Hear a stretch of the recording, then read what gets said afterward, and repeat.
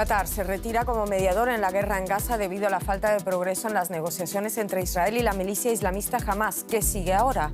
Bienvenidos a esta nueva edición de DW Noticias. Soy Ana Plasencia en Berlín. Conversaciones en punto muerto. Qatar acusa a Israel y a Hamas de falta de voluntad sincera para negociar un alto el fuego y un intercambio de rehenes y prisioneros. Hamas e Israel, a su vez, se acusan mutuamente de bloquear las negociaciones.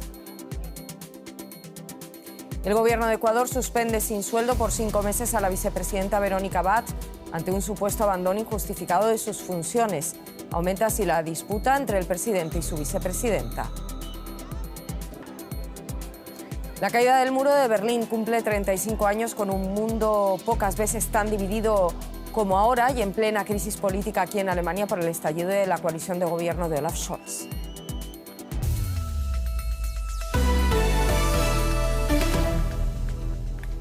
Qatar se retira como mediador internacional en las conversaciones de alto el fuego entre Israel y la milicia islamista Hamas, considerada organización terrorista por Estados Unidos y la Unión Europea. La decisión se produce después de meses de esfuerzos infructuosos para poner fin a la guerra en la Franja de Gaza. Según el Ministerio de Exteriores qatarí, el país retomará su rol como negociador cuando, citamos palabras textuales, haya seriedad necesaria para poner fin a la guerra. Junto con Estados Unidos y Egipto, Qatar negociaba desde hace meses un alto el fuego y un acuerdo para canjear rehenes y prisioneros entre Israel y Hamas.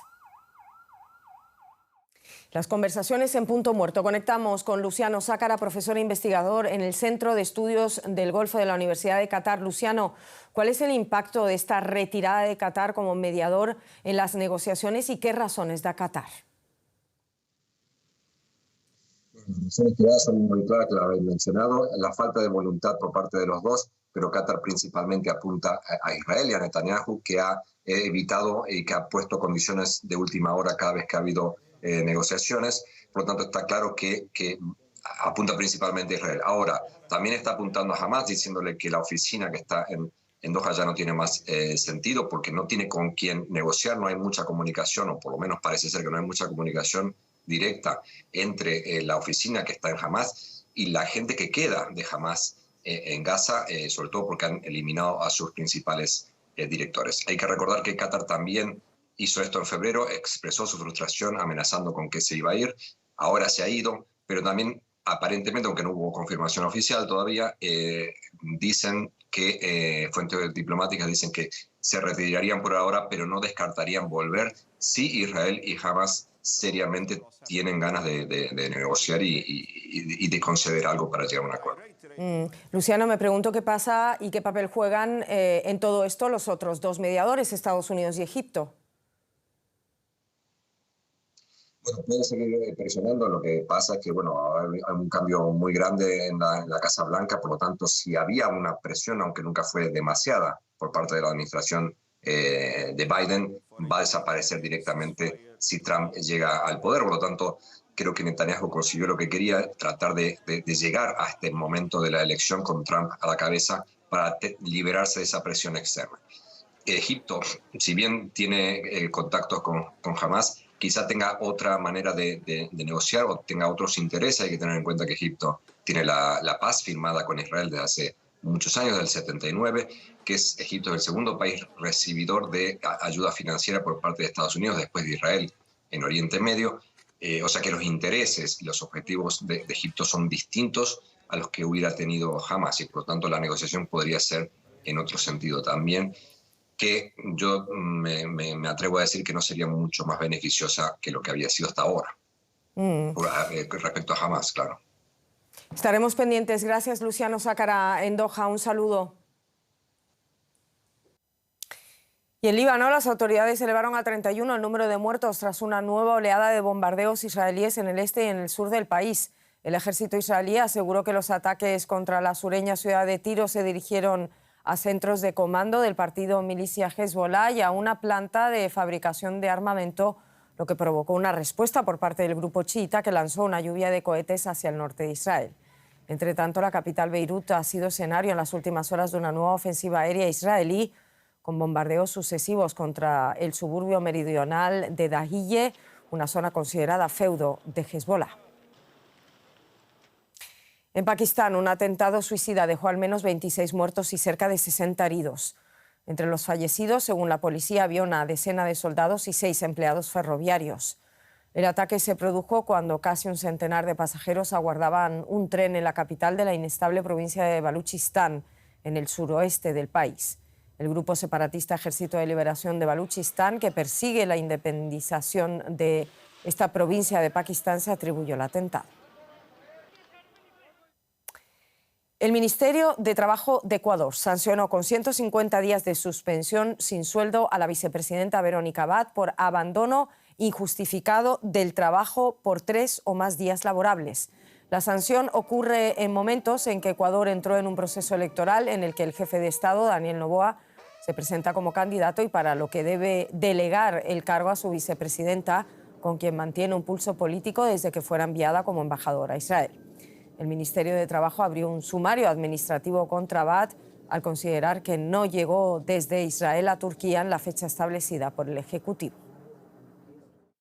Un capítulo más en una tensa relación. Conectamos con Ramiro Carrillo en Quito. Ramiro, ¿qué movimiento hay detrás de esta suspensión ahora y quién va a asumir el poder cuando Noboa haga campaña para buscar su reelección? Un cordial saludo. Como no, detrás de esta decisión administrativa está el hecho y la voluntad del gobierno de no dejar que Verónica Abad, la vicepresidenta, asuma la presidencia de la República en el periodo de campaña electoral, que será de un mes, el mes de enero del 2025.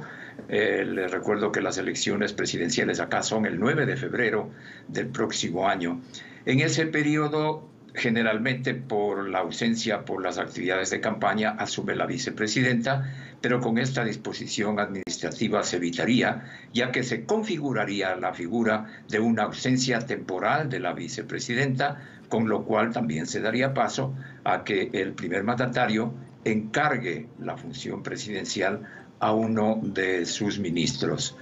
Ahora hay que recordar también que la segunda mandataria tiene desavenencias personales con el presidente de la República y se recuerda que la Constitución ecuatoriana prevé que la funcionalidad de la vicepresidenta es la que encarga el presidente bajo cualquier aspecto, bajo cualquier manejo de área o encargos como las embajadas a las que debía dedicarse en esta temporada Verónica Abad.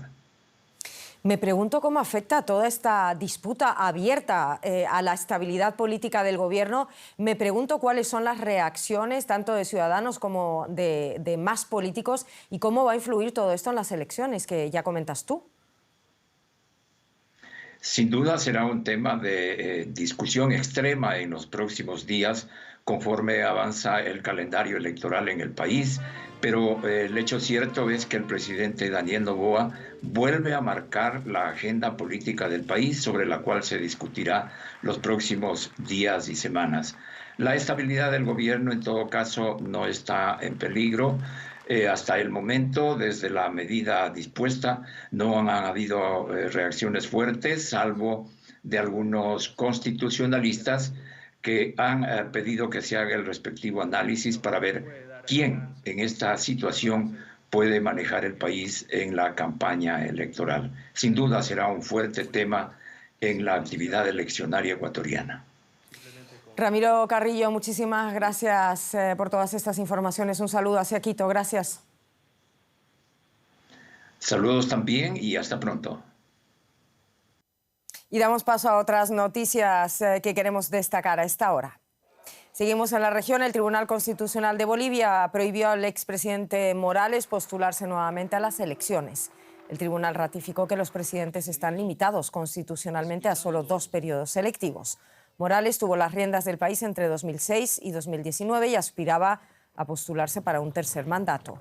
Sus partidarios han bloqueado carreteras y atacado bases militares en señal de protesta. Los próximos comicios presidenciales se celebrarán en 2025. El mandatario estadounidense Joe Biden recibirá al presidente electo Trump en la Casa Blanca. Será el miércoles, así lo informó la vocera del jefe de Estado. El demócrata anunció que busca un traspaso de poder pacífico con el republicano, quien en 2020 se negó a reconocer su derrota ante Biden. Trump jurará el cargo para su segundo mandato presidencial el próximo 20 de enero. Las autoridades ucranianas afirman que al menos una persona murió y 13 resultaron heridas en Odessa debido a un ataque con drones por parte de Rusia. Es el segundo día consecutivo de ataques rusos contra la metrópolis del Mar Negro. Según las autoridades, varios bloques de viviendas, casas, edificios y comercios y decenas de coches resultaron dañados. Tras la victoria de Donald Trump, el jefe del gobierno polaco, Donald Tusk, expresó que espera una menor implicación de Estados Unidos en la cuestión ucraniana. Además, opina que Europa tendrá que asumir más responsabilidad en cuanto a la propia seguridad. El jefe de la OTAN, Mark Rutte, visitará Varsovia próximamente para mantener conversaciones sobre una cooperación transatlántica. Miles de personas protestaron este sábado en la ciudad de Valencia contra el gobierno regional por la respuesta tardía a la catástrofe causada por esas fortísimas inundaciones del pasado 29 de octubre y que dejaron más de 220 muertos. La manifestación fue convocada por organizaciones sociales, cívicas y sindicatos de izquierda para pedir la dimisión de Carlos Masson, el presidente de la región de la Generalitat. 11 días después de las inundaciones, decenas de personas siguen desaparecidas después de que los torrentes de agua inundaran las calles de decenas de localidades, arrastrando árboles y vehículos y arrasando líneas férreas. La comunidad autónoma de Valencia, situada en la costa del Mediterráneo, fue la más afectada por el desastre. Equipos de socorro y voluntarios siguen buscando víctimas y limpiando las calles. Alemania celebra hoy el 35 aniversario de la caída del muro de Berlín. La extensa barrera fronteriza fue construida en 1961 por el régimen germano oriental bajo control soviético para impedir que los ciudadanos escaparan al lado occidental. Estuvo en pie casi 3 décadas y fue un símbolo vivo de la represión comunista. El famoso levantamiento popular y pacífico del 9 de noviembre de 1989 llevó al derribo del muro y con él a la caída del régimen comunista. El río Spree y al fondo el Bundestag, sede del Parlamento alemán. Este tramo del río formaba parte de la temida frontera entre Berlín Oriental y Occidental. Ahora sus orillas son escenario de una colorida instalación llena de mensajes de paz para conmemorar los 35 años de la caída del muro de Berlín.